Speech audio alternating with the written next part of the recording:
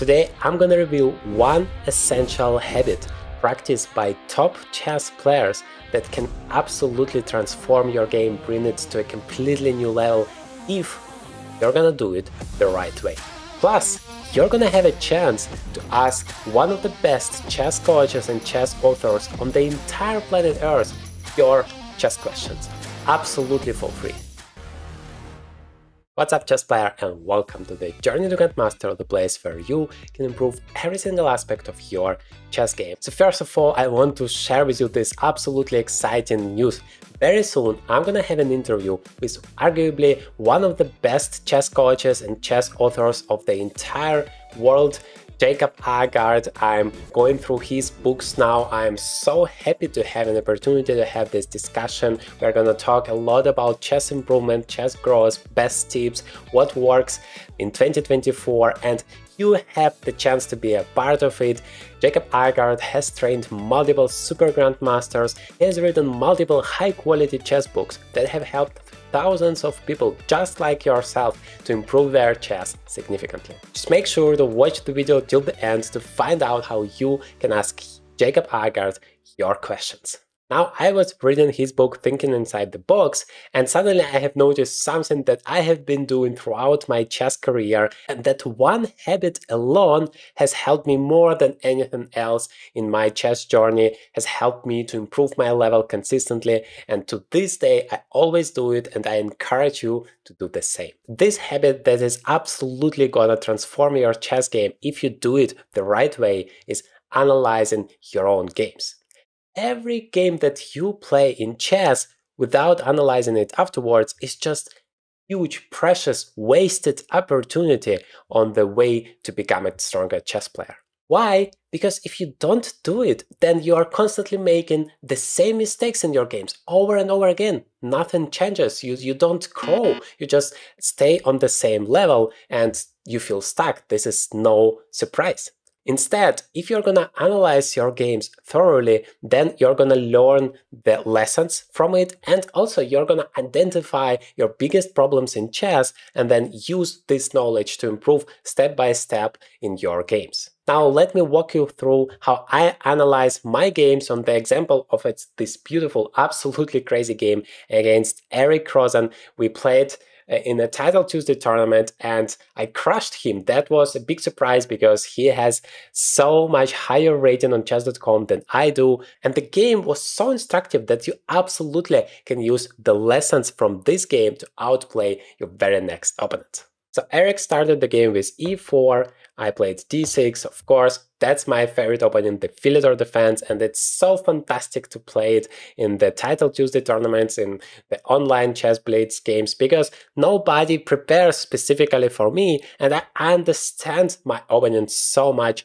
and so deep. That is why it gives me a huge advantage, and that's what I recommend you always do. Have one opponent that you understand very deeply, much better than your opponents do, and you can use it in all of the online games without any fear that your opponent is going to prepare. Now, my advanced tip is that it shouldn't be a very popular opponent that everybody around are playing, because then your opponents normally would have so much experience playing it, and so you don't get any advantage out of it. But by playing that, first of all, Philidor is a very solid opening.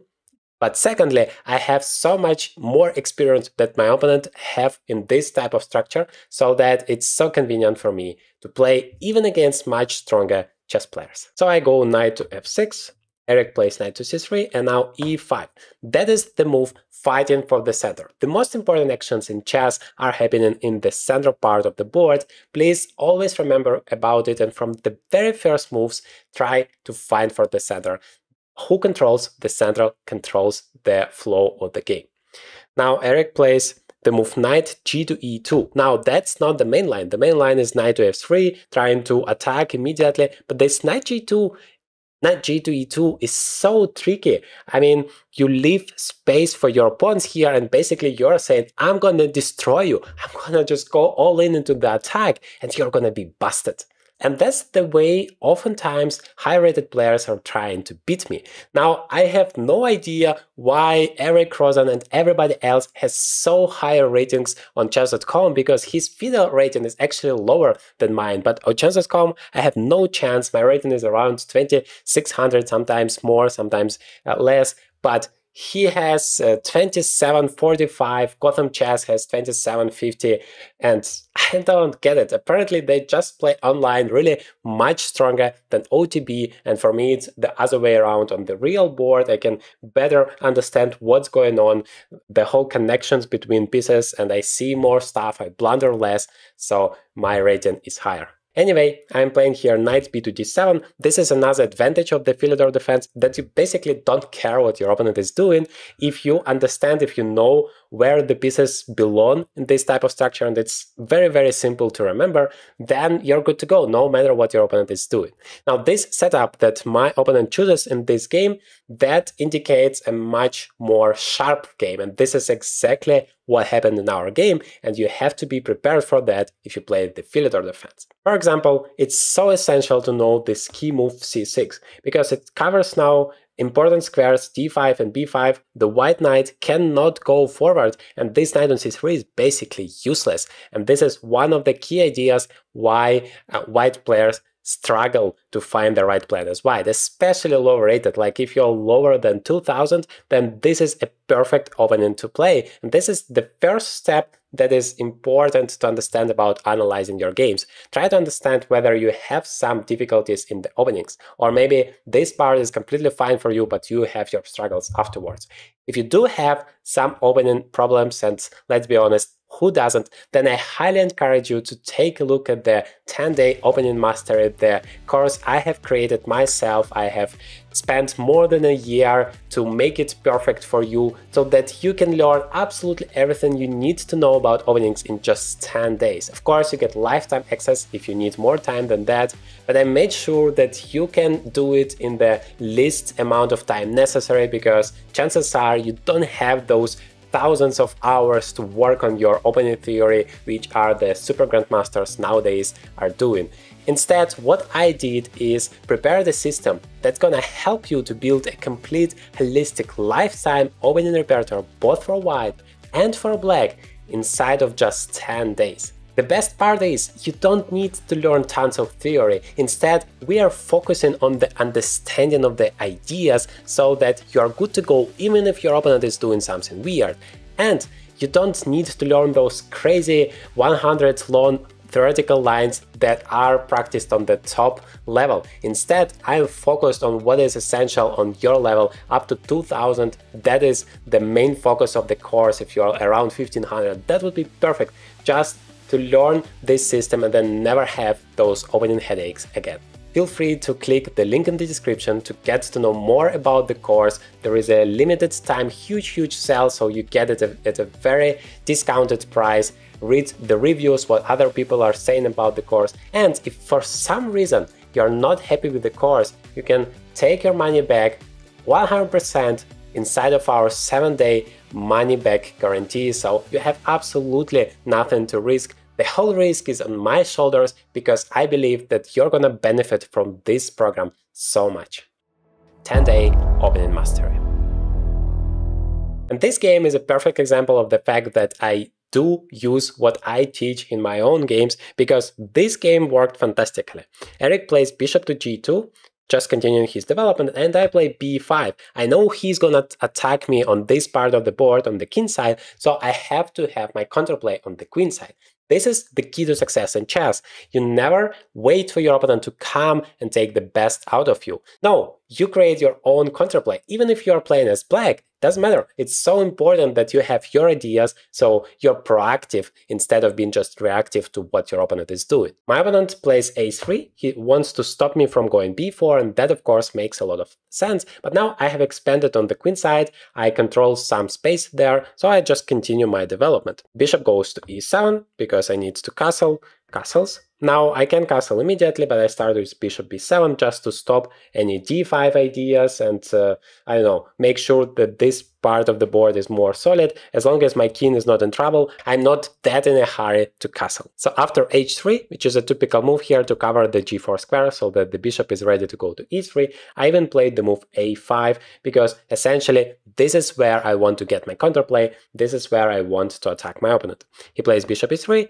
and finally I castle. Before going all in into the attack, you want to make sure that your king is safe. I mean, as far as it's possible, because of course white is still gonna try to attack here and destroy me, but still I do my best to protect my king as if it's my child. So now back to the initial question of the video: how do you actually analyze your games the most efficient way? Well, first of all, it's important that you analyze it more or less right after you have played the game, because you still have those fresh memories of what you were thinking throughout the game, so you can first of all remember it, maybe write it down, notice, acknowledge what kind of ideas you had, why you made this decision and not that one, because if like a week is gone, probably you have already forgotten 80% of what you were thinking throughout the game. It's so essential. The best case scenario, you analyze your game just after you have finished playing it. Secondly, the best thing you can do is first analyze your game without the engine, because nowadays, it's so easy to say, well, I analyze my games, I do it every day, because, well, you can just click that engine button and it shows you all of the answers. But the problem is, it doesn't really stick to you and you don't really make some logical conclusions out of it. So what works best instead, what is much more efficient, is to go through the game yourself, trying to understand that you know the progress of the game. You know that in the end of the day you lost, for example. So you're trying to understand why did that happen? What I have made wrong along the way that led me to such a painful conclusion. So you do that, trying to acknowledge where your decisions were correct, where it was wrong. Of course, the best case scenario, you have a chess coach to help you with that, because he can guide you and find those critical moments where you have made those mistakes. If you don't have a coach though, then you should still do it on yourself, trying to understand where it went to the wrong direction, because you know in the end it was a checkmate or you were a queen down, so definitely that was a big problem. But at which point the problem started? What was the critical moment of the game where you have lost the advantage, or it happened that you have got a severe disadvantage? The typical example is, of course, to make a blunder, but it's important not only to say like, okay, I'm an idiot, I made a blunder. No, we need to dive deeper into it, into your head, and try to understand why that blunder happened. Whether you have thought about 4-step system to find the best move in every single position, both for you and your opponent, which is checks, captures, threads, and active moves. Because chances are in 99% of the cases you have blundered something, you haven't really taken your time to go through this 4-step system. Otherwise, it's just almost not possible. Please always use it in your own games.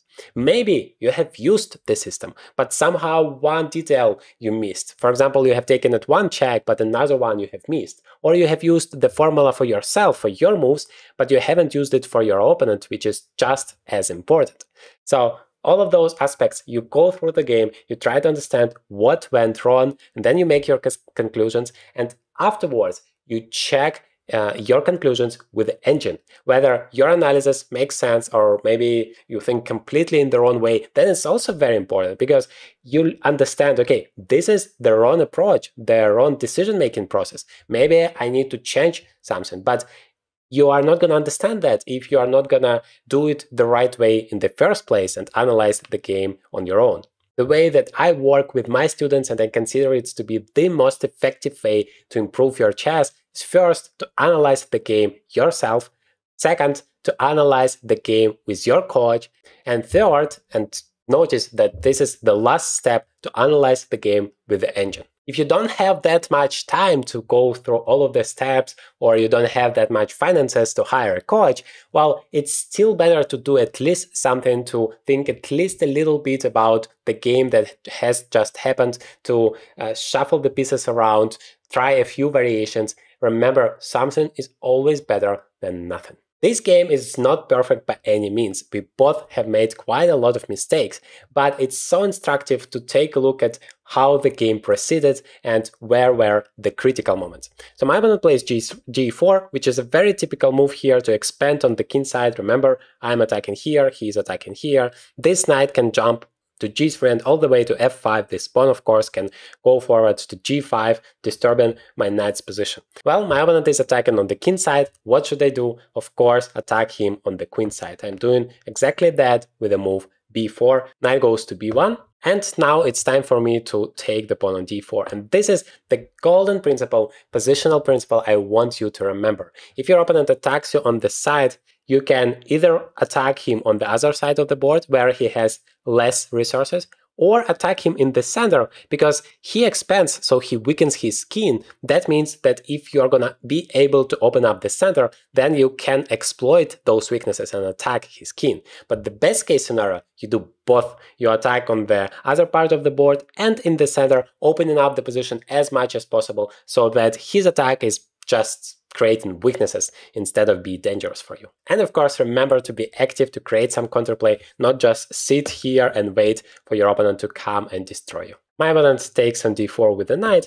and another essential rule you must always remember and focus on: what is your opponent's idea? Like, you never play chess alone. You always have to think, okay, what is his idea, his dream, his hope, and his threat?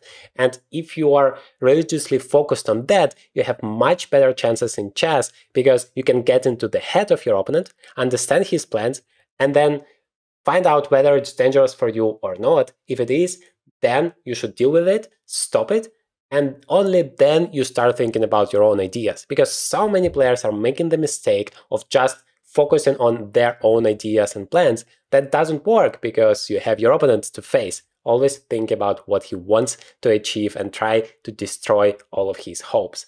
Yes, chess is a very cruel game. In this position, my opponent wants to place his knight on f5. This is like the dream position for the knight. So what do? I just stop it. I think I don't want to allow that, so I play the move g6. My opponent plays a takes b, I take it back, then rook takes a8, and the key move, queen takes a8. Because I want to be as active as possible along this diagonal. And I just want to play c5, attack the knight, and then e4 pawn would be in trouble. And you're gonna be very surprised, but pretty much this exact position has been covered in the course 10-day opening mastery, because this is a typical plan white can do. And if you know how to deal with it, you have such a huge advantage, even against such a strong player as Eric Rosen. My opponent plays the move f3 because he realizes that once c5 comes, the e4 pawn is not possible to save. But this is a problem for him because this bishop on g2, look at it, how miserable it now feels, and the whole attack is over. I mean, white is definitely not focusing on the attack anymore. Instead, he's trying to deal with my threats, which is great. It means we have overtaken the initiative, but remember the rule from the first world chess champion, Wilhelm Steinitz. He said, if you have the initiative, you absolutely must use it. Otherwise, it's gonna disappear. So if I allow my opponent to bring the knight back, the rook to the center, and he's gonna start creating threats, then once again, he is going to be in the driver's seat. So I have to act right now while I have my initiative. How to do that? Well, we always start with the most active opportunities: checks, captures, threats. Here I don't have any checks. I don't really have any captures. Knight e4 is a stupid move, knight g4 even more, but I do have a threat to create. That is the move c5. I'm not only attacking this knight, at the same time I open up my pieces along this diagonal, and this is a multi-purpose move. I always encourage you to make as many multi-purpose moves in your games as possible. It's essential, because with just one move you're doing so many useful things for your position.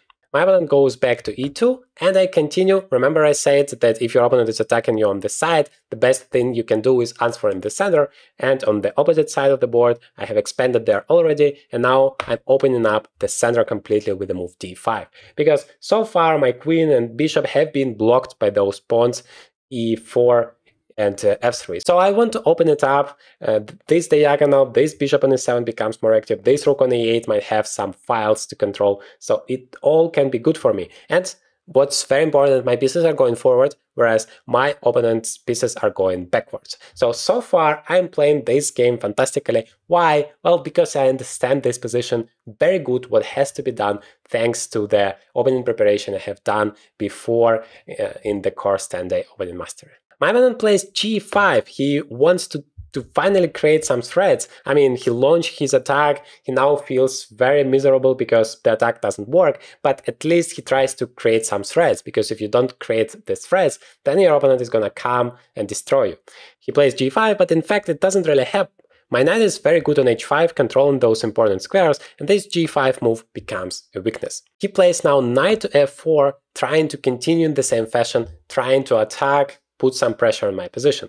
The problem is, doesn't really threaten anything. Just knight takes h5, but I can easily deal with it. I can of course simply take, but my idea was to take here on g5 with the bishop, because first of all I win in a pawn, that is good thing in itself, and secondly if he takes my knight, I can take his bishop first with a check. That would be huge, winning the bishop, and then I can even take the knight back. Now, of course, my opponent can take on d5, and you might ask me what's gonna happen in this case. He takes the pawn back, I'm exchanging the bishop, he takes back, but look at what happened. Now he has only the passive pieces. Maybe this knight is one good thing, but otherwise you cannot do anything about this bishop. f4 is never moved, the e4 pawn is hanging twice by my pieces here, and then this knight has so many good squares to go. I mean, imagine this knight on f4. Of course, right now I need just to defend my knight on d7, for example, by playing rook to d8. You always want to bring as many new pieces into the game as possible, and just look at the position, just collapses. Knight f4 is the next move, f4 is a huge mistake, bishop will take it, and otherwise knight is coming to e5, the second one is coming to f4, I control all of the dark squares. This bishop is stupid. I mean, this is just a dream scenario coming out of the opening. So Eric decided, I don't want that, I want to complicate the position at all costs. That's, by the way, what so many strong players are doing. They are trying, if they have a bad position and they still want to outplay you, they want to complicate these things as much as possible, just to make it difficult for you to find the right way and trick you, basically. So he plays the move queen to c1. I'm saying that, okay, I already have a better position, have an extra pawn, so now all I need to do is to simplify the position. So I don't really get strict, right? I get a very solid position where everything is going to be all right. So what am I doing? I'm just exchanging pieces here. Knight takes f4, bishop takes f4, bishop takes f4, and queen takes f4. It's time for this pawn. Remember, I played d5 initially to open up the position, so I'm doing that because his king is still more vulnerable than mine. Remember those pawns going forward? Well, the problem with the pawns, they don't come back. So now there is pretty much nobody to guard this king. He takes back, and I say, if you want, we can just go into the endgame. I play queen to b8. I'm gonna be a pawn up. This pawn is going to be isolated. I have a beautiful outpost for the knight on e5, so I'm so happy to get into the endgame, especially since it's a part of the game where I'm not completely stupid. However, Eric says I don't want to suffer in this miserable endgame. Instead, I'm gonna play queen g4 and maybe try to create some threats against the king. Well, that was very good for me as well, because now I get this outpost I was talking about, the knight on e5. It's just a dream. It's blocking this pawn so that the bishop on g2 is stupid, and it controls so many squares. I mean, if you love your knights, and I hope you do, then you always try to place it in the center if your opponent cannot attack it. I mean, there is no f pawn, d pawn. In front of the isolated pawn, that's the best place for the knights to be, because nobody can attack it, whereas it controls all of the squares around. White plays queen to g5, and now it's time for me to somehow bring my pieces, because yes, I have achieved a lot, but I'm pretty passive. I need to go forward. So I'm doing just that. I bring my queen first, queen goes to d6. My opponent plays knight to d2. Well, that knight was doing absolutely nothing on b1. He absolutely has to take part in the game. And, well, back to the topic of the most active moves, queen to d4, check, and at the same time double threat because I attacked that pawn. I decided, well, if I have time, whereas my opponent doesn't really create any threats for me, at least yet, then I'm gonna take that time to grab the pawn and be 2 pawns up, because that's better than be 1 pawn up. He plays king to h2, I just take that pawn, and I'm also threatening to take this guy on c2. Notice that if you take my knight, I'm gonna take your knight on d2.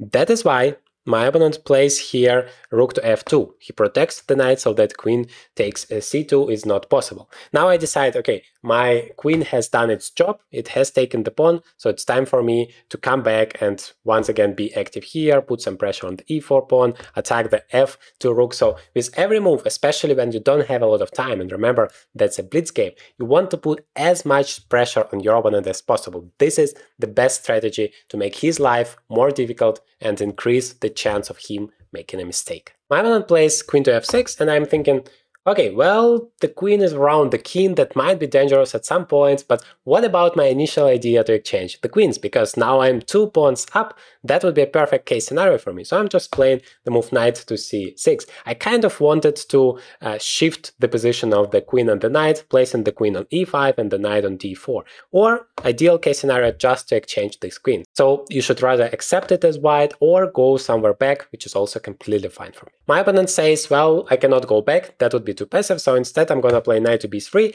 and at least create some difficulties for black in the endgame. And this is exactly what happened. Up to here I played pretty good. Maybe knight to c6, like going back is not the best case scenario, the engine would come up with some ways just to crush the opponent immediately, but from a practical point of view, going into the winning endgame is a good strategy, if you have more or less some kind of endgame technique. So I'm happy taking here the queen, he takes it back, now my pawn on c5 is under attack, I don't have any way to defend it, so I go forward, and after knight c5 I make a first huge mistake in this game. This is why analyzing the games is so important. So I played here the move knight to a5, and now when I look at it, I'm like, why on earth would you do that? The knight was pretty much in the center of the board. It was protecting the pawn on b4. It was blocking this rook from coming to b6, which would once again create some problems for me. And my bishop is under attack. So all I need to do is just step back, because the knight is protected by the bishop. If you play e5, I can just grab it. There are pretty much absolutely nothing my opponent can do. I have that passer. Basically, even rook b8 and b3 idea is not that stupid. Just promote your pawn. This is a very good principle in the endgame. If you have a passer, push your passer. This way you use it instead of just enjoying the fact that you have it. But I assume I was obsessed with this idea to simplify the position even more, like to exchange even more pieces, so that I played the move knight a5. And that is also like hanging a lot of pieces. Ideally, you don't want any of your pieces hanging, because that reduces the attacking potential of your opponent, the tactics possibility for him, and makes your life much easier. So in the case of bishop e8, everything is protected. I mean, absolutely zero problems. My opponent has no captures possibilities. But after knight a5, he has one, and it's also not that great for me. Because after knight takes, he has rook to b6 with a double attack. My knight and my pawn are hanging. At least I was happy to simplify the position even more. I still have one extra pawn after knight d6 and rook takes b4, and I activate my last piece into the game. Remember, it's essential to bring all of your pieces. It doesn't matter if it's opening or already endgame, still activate all of your pieces. Even the king in the endgame plays a huge role. Don't forget about it. And a nice bonus of it, I'm attacking this pawn on e4 and you cannot push it forward. So there are basically no real ways for white to do something active, and I'm ready to remaneuver my king all the way into the center, because the king in the endgame is just essential. So many low-rated players are forgetting about its role. But basically, if you imagine this king coming somewhere to e5, that would be devastating. Then to d4, even to c3, the king would be the attacking force that is just unstoppable for white. So Eric decided to play actively. He played rook to b6, attacking my knight, but that is basically a blunder, because now I can just grab this pawn on e4, and once again I'm 2 pawns up. And it's never too late to spoil the game.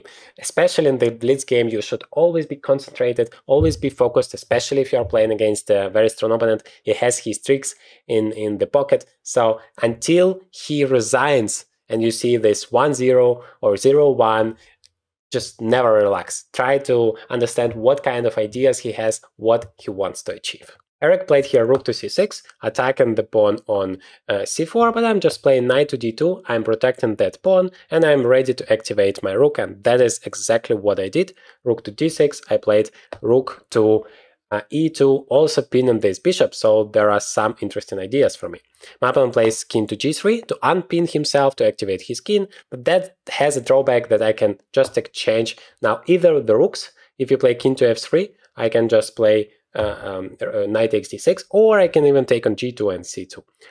He chose to take the knights, but now we have a rook endgame with 2 extra pawns, and very important, with 1 passer along the f-file and the potential to create another passer. That was very important. And also I don't have any weaknesses. Like I protect the c4 pawn, I can play f5 to protect my rook, so it's rock solid in the center. There is nothing you can do as white to like create problems. So I just need step by step to improve my position until my opponent has to resign. And actually I managed to checkmate him in this game, so let me show you how I did it. Big thank you to the sponsor of this video, the Chestnut company, which is providing this beautiful Chestnut Evo board for me for the purposes of this analysis. It's extremely useful because you can just analyze all of your games, all of the positions, and save it in the PGN formats to take a look later, which you can never do with a simple board. It has so many interesting and useful functions. I have made a complete review about it, and if you want to take advantage of the special offer and get a huge discount and buy one of the Chestnut products, this is just one of them. They have different ones to offer you depending on your preferences, so if you're interested, just use the link in the description to take advantage of this amazing offer and get a huge discount. King goes to f3, now a small but very useful point here. I can play f5 immediately and just make sure my rook is protected, but I didn't like the move rook d7, and now suddenly my king is cut, it cannot go forward, I have some difficulties. So I decided, instead of doing that, I'm gonna play rook h4, and when he plays king to g3 to protect the pawn and attack my rook, I'm gonna now play the move g5.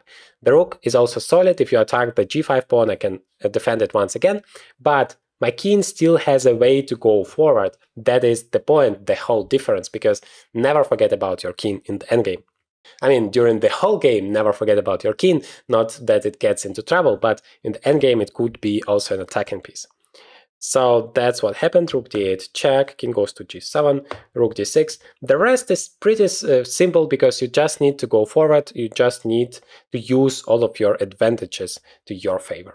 Rook goes to c6, now rook f4, c3, f6, everything is protected, the king is ready to go forward. Rook to c7, king g6, rook to c8, rook to e4, basically threatening this check, rook to e3, winning the c3 pawn. He plays king to f2 to avoid that check, but now my king is ready to go forward. Rook h8, attacking my pawn. Okay, king g6 back, and then I decide to go this way, king to h5, because now my pawn is still protected. King to g2, I go even further, king h4, look at how active my king is, and there is no way to attack it. Because if you play rook h8, which my opponent did, I just play the move h5, and there is nothing you can do. Rook f8, once again rook f4, like no weaknesses, everything is protected. That is the way you play. You don't allow, till the last move, you don't allow your opponent any possible counterplay. He plays rook to c8, I once again go forward, step by step, I have all the time in the world, I don't need to be in a hurry. g4 now, h takes, f takes, I have 2 connected passers, no weaknesses at all, everything is protected, everything is under control. He plays king to g1, I now play king to g3 because I know my king's activity is more important than this pawn on h5. He takes it, but now I can just win the pawn on c3 with the move rook to f3. He plays rook d5, and now a curious point, I could have just played rook to d3 coming into the pawn game, because otherwise it's checkmate in 1. I just take the pawn on c3, enjoying my 2 pawns advantage, and now rook c1 is a checkmate threat in 1. He plays a rook to d1 to guard the first rank. Now I play rook to d3. He plays rook to c1, c3, rook to c2, and finally rook d1, checkmate. In conclusion, I can say that the only real major mistake I made was this move knight a5, where I spoiled most of my advantage. But against a very good opponent, that could be enough, and you never get a second chance. So it's important to always think about your opponent's active opportunities, because if I have calculated the variations a little bit, capture knight takes b7, then rook b6, attacking my knight and pawn, then I would have never played it. Now to the most exciting part. You can ask Jacob Agard your questions. Just write it in the comments. I'm gonna go through it, choose the most interesting ones, and those will be asked during the interview. I hope you're just excited as I am to have Jacob Agard on Journey to Grandmaster channel. Of course, I'm gonna publish the interview and you're gonna learn so much from it. Me too. I mean, that would be something spectacular. Hit the like button if you are excited about it too. And in this video, I show you an incredibly important and essential tips from Jacob Aagaard himself on the topic of calculation. This is like the most important skill in chess, and you can learn it in this one video. So useful. Definitely take a look.